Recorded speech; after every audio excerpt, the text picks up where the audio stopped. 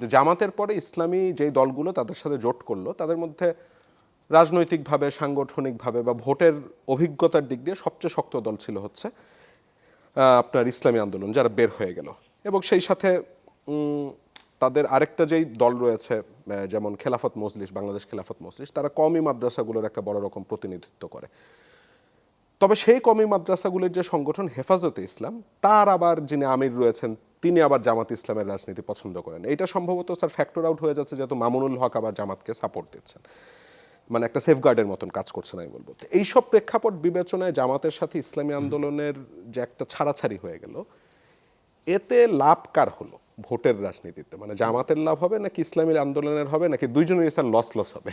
আপনি শেষে প্রশ্ন করার পরে শেষে যে অংশ বললেন ওটা উত্তর হয়ে গিয়েছে। আমার মনে হয় দুজনেই লস হবে, আর বেশি লস হবে জামাত ইসলামের। আচ্ছা, কেন স্যার বেশি জামাত ইসলামে কেন?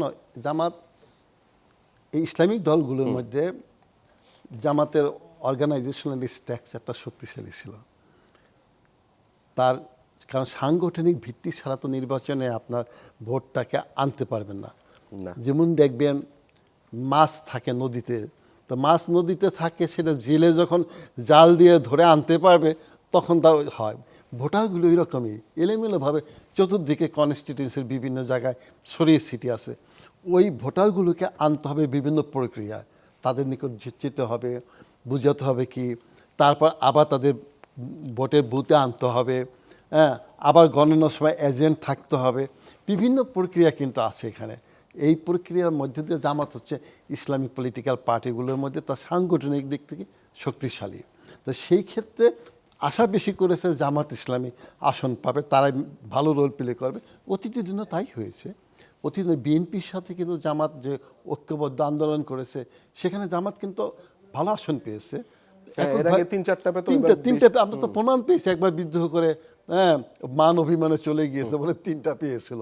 হ্যাঁ, বরঞ্চ জামাত ইসলাম ওই যে আওয়ামী লীগের সময়, ওই সময় আমি বলবো আওয়ামী লীগ বাদ দিয়ে দিলাম, অর্থাৎ তারা যখন ওপেন রাজনীতিতে এখানে আসলো, এই জিয়াউর রহমান সাহেবের পরবর্তী পর্যায় থেকে বিএনপির উপরে ভরসা করে পিঠে পা দিয়ে কিন্তু তারা এই স্টেজে পর্যন্ত এসেছে।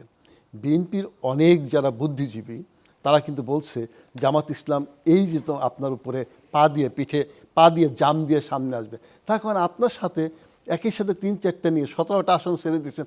পরে তারা বিশ্ববিদ্যালয়গুলো ভাইস চ্যান্সেলর নিয়েছে, তারা বিভিন্ন পদে কিন্তু কী করছে, হেলথ ডিপার্টমেন্টে তারা কী করছে, বিভিন্ন জায়গায় তাদের ডাক্তারগুলি নিয়োগ করেছে। অর্থাৎ এই যে এভাবে কী করছে, সংগঠনের বিস্তৃতিটা লাভ করেছে। আজকে দেখেন ঢাকা বিশ্ববিদ্যালয়ের কথা বলেন, অন্যান্য বিশ্ববিদ্যালয়ের কথা বলেন, সেখানে দেখবেন ভাইস চ্যান্সেলরকে, তারপর হলের প্রভোস্টকে, হাউস টিচারকে, এই যে পলিটিসাইজেশন যেটা, এটাতে কিন্তু জামাত আগে অনেক লাভবান হয়েছে। এখন প্রশ্ন হচ্ছে হয়তো বা তারেক রহমান সাহেব এবার ভিন্নভাবে বিশ্লেষণ করতে পারেন যে আমি এখন কতটুকু যাব, কারণ এখন তো এই ফিল্ডে আওয়ামী লীগ নেই। Am I clear? ফলশ্রুতিতে আওয়ামী লীগ আবার কখন আসে না কী করে সেটা ভিন্ন প্রক্রিয়া। সেইখানে ইলেকশনের বিশ্লেষণটা, রাজনৈতিক বিশ্লেষণ হবে ভিন্নভাবে। তো এইভাবে থাকতে হলে আমি মনে করি ক্ষতিটা, যে প্রশ্নটা আপনি করেছেন, জামাত ইসলাম বেশি হয়েছে। আরও নীরব থেকে, আরও আপনার একটু হালকা কথাবার্তা সহ্য করে, হ্যাঁ, হয়তো তারা নিজেরাই বলছে কথা কাটাকাটি হতে বা সহ্য করা নেই, তো এটা করে হয়তো বা ধরে রাখতে পারলে জামাত ইসলামে লাভ হতো। আচ্ছা,